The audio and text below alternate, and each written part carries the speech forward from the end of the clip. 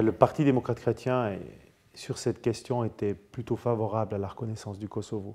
Nous avons aussi beaucoup investi dans l'aide au retour, on a aussi investi dans l'aide au développement, parce qu'on estime que ce sont des pays absolument essentiels aussi pour nous. Et nous avons aussi toujours voté en faveur de l'engagement des soldats suisses au Kosovo, notamment dans la KFOR, dans cette force internationale qui est censée garantir la paix.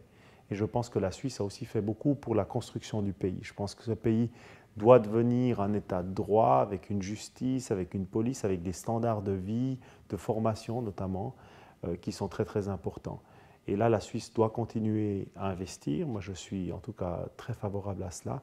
Mais maintenant, de retirer, quand on a dit qu'on voulait reconnaître ce pays, et ce pays a une légitimité, il a une histoire, il aura, je l'espère, un avenir qui sera radieux. On sait que la vie est aussi aujourd'hui très très difficile au Kosovo, avec un taux de chômage très élevé, avec une économie qui a passablement de difficultés. Mais j'espère qu'on puisse parvenir à un Kosovo qui soit indépendant, à un Kosovo qui soit prospère, et je pense que la Suisse doit pouvoir aussi participer à cette construction. Donc à vos yeux, la question du retrait de ces On a discussions toujours en Suisse des personnes qui veulent réinventer la roue, remonter en 1950 ou même en 1930.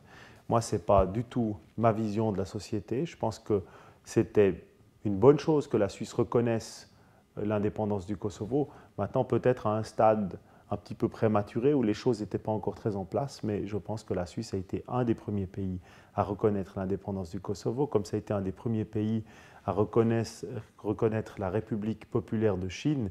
Et aujourd'hui, quand vous allez en Chine, c'est une des premières choses qu'on vous dit parce qu'il y a encore beaucoup d'émotions.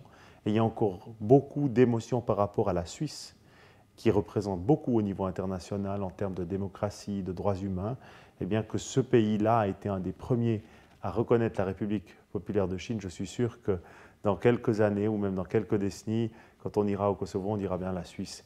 Au moment où on devait reconnaître notre pays, a été un des premiers pays à le faire.